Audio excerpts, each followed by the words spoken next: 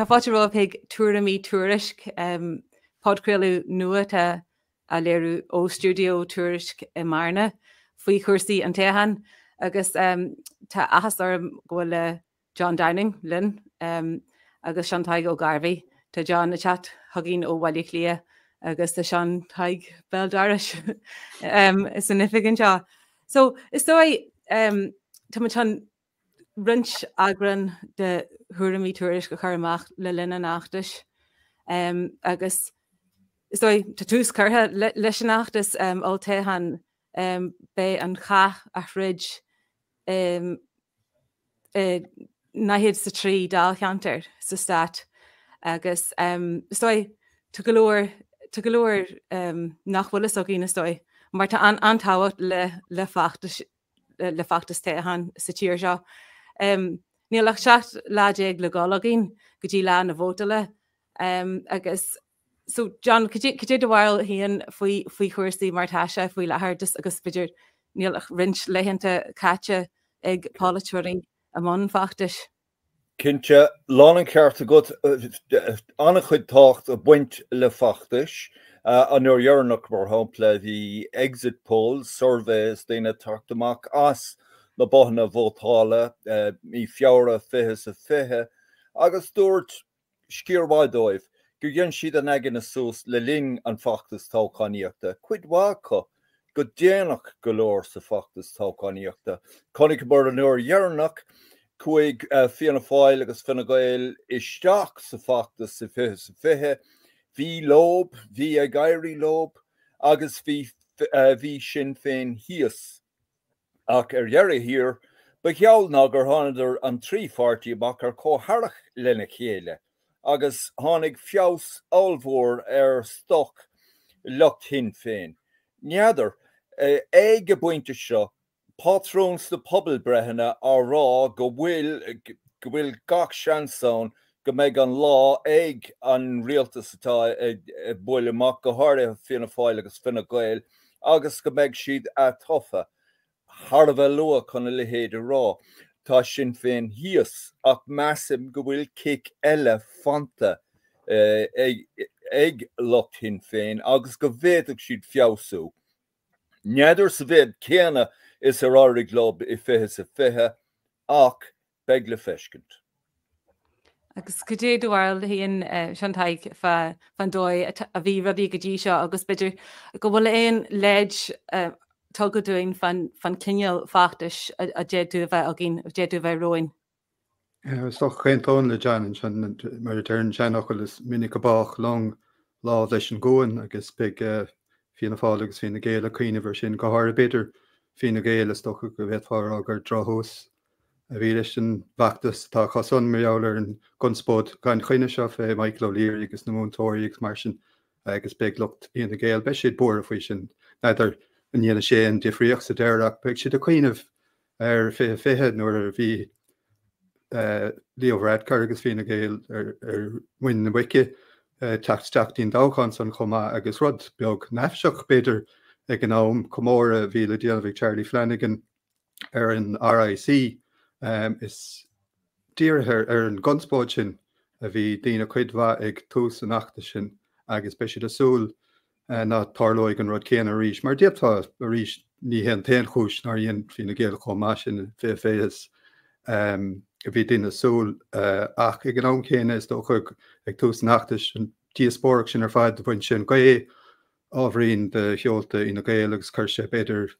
speach I bhachtas Sinn Féin go háirithe. So tarlíonn na rudí seo, tarlíonn aithríonn rudí an open le linn Toghcháin agus sé ní hen rud go mbeadh tú súil leis a chur an chuir sa cinún sa deirech an rud híann tú beidir tá an neamhseach nó nach bhfuil irt san tácht a buint leis go bhéad sé fás agus go bhéadach pártaí smacht a chailúnt ar an bhachtas dá bhár. So mar an dáthair deanta John ag na an ráiteas a rinn Michael O'Leary doáil. Is tóca é agus beag Fine Gael búrtha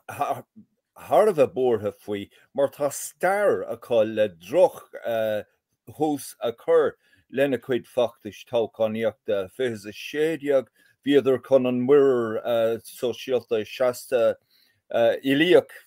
seasta an Universal Social Charge a chur ceall agus an chéad lá nuair chur ceisne an ceanara ina Gael faoin am sin enda Kenny ní raibh sé an ólas faoin na sunraí agus conas a bhétá le héad de rud a dhéanamh. I fés a fithe mar fimar dúirt seán taig an sin an chunspóid faoin RIC agus faoin DMP an Comóra sin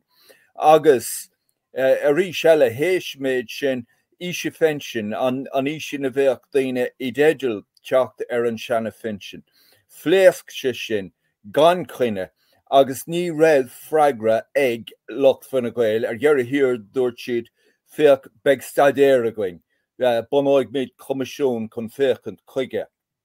In sanad céanna dúirt sin féin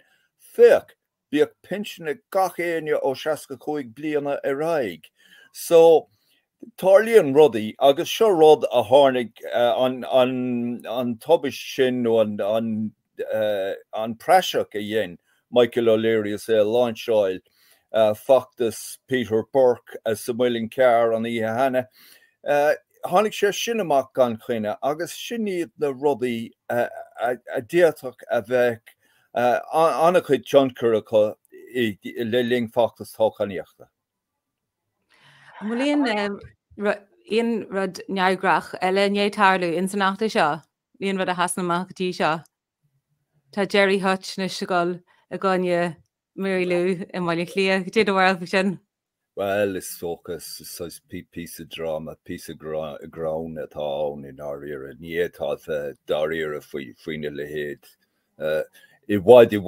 níos mó sógra nach our era sa cás sin dar leom. Agus isdói hannig an chéad phobal bhreidh téhan amach go dé léironn sé sin Red Sea a rin den Business Post an bhfuil íon ábhairínta sin nó íon rud Níl mór an athá ahrathe an rud is dearfaí a détá rá faoi hin féin ag a buinte seo ná go bhfuil an meth go bhfuil deire chur leis an sleanú agus an cailúint agus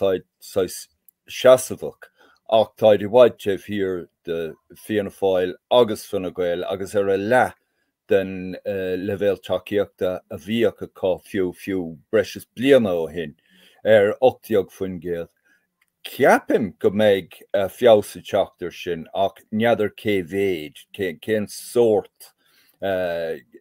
bhéadach siad chur lena cuid teachíochta. Tá dí neachaireacht in áíre. Snáidir John cén mátá siad chun tachtaíar dhéanamh cén tachtarcht a charóig le cad éon tachtarcht a smó a charóchlá tachtaíar san dhéanamh. Well, dearthing a dheantaig tíhíochta costas barachtála na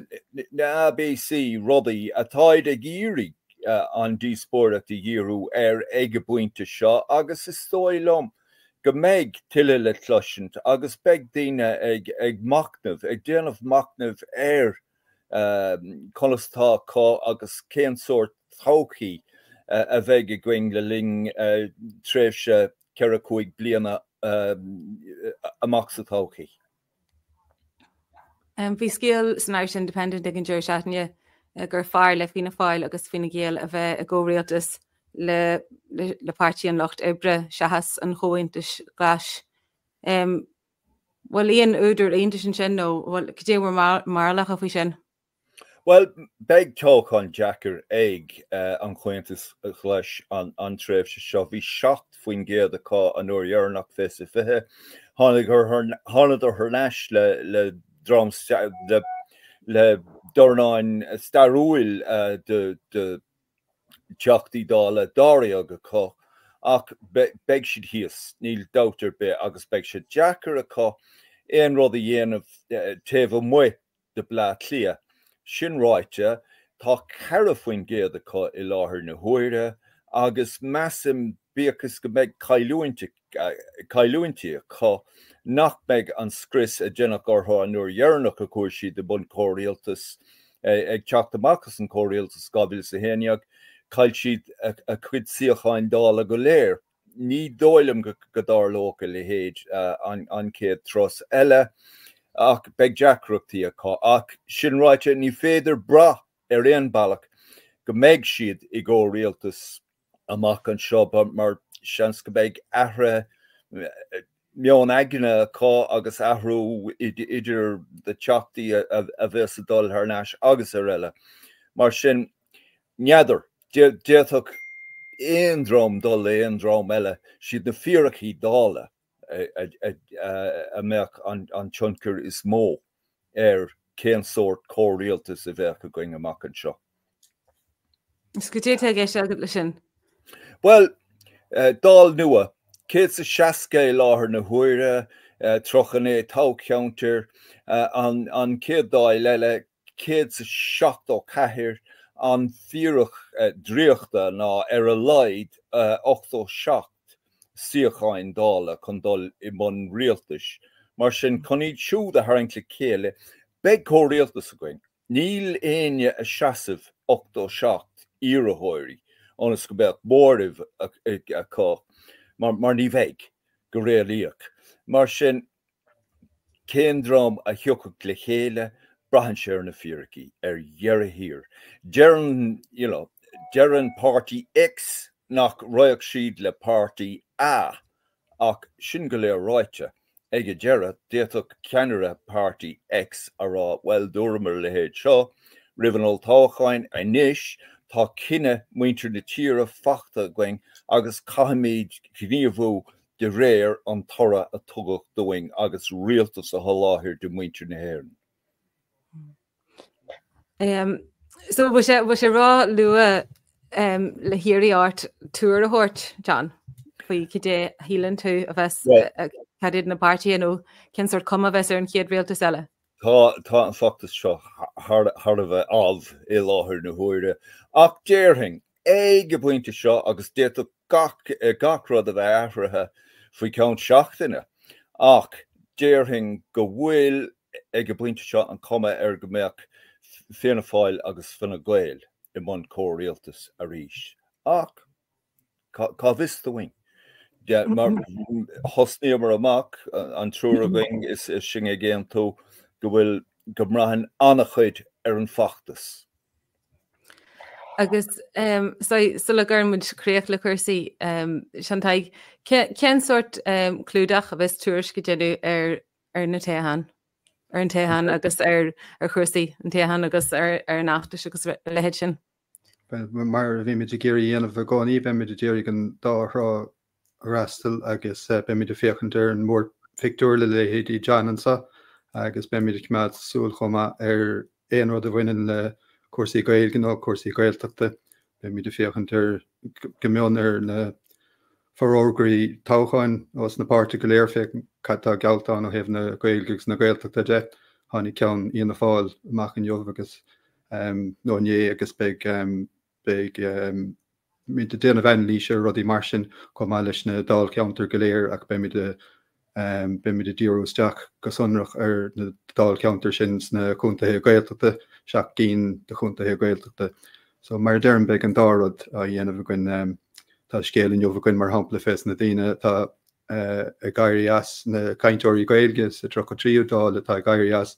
hí trocha cóid duine raibh dó an Gaeilge chu trocha cóid teachta dála raibh dó an Gaeilge chu chun agla bhíanamh beo cosúla seo agus tá néon uair chu san I gairí as so fágus sé sin Paul réúnta mór ó hebh natanga de mar a duigh daine eile chun cín agus tá cinnte sna seachtaí Macron go gurmid aithne beidir ar iarthóirí go bhfuil Gaeilge chu agus beag na scéalta sin go léir a gcuinear an siomh cuma leis an mór fictúr agus na heachtraí agus na conspódaí agus na scéalta móra gach lá. An bhaid agus an áid bheith agan eile a gin de Tuairimí Tuairisc agus be mu géirí John a bhheú arás le bhilinn. Gur míle maithigad John agus seantaigh gur maithigad. Meabhrú bag fásta gur bheith inniu an láidearnach le chláirú le haidh vóta chaithú. Hic lei sin dhéanú ar checktheregister.ie go dtí man ihe a nacht. John agus seantaigh gur míle maithigad.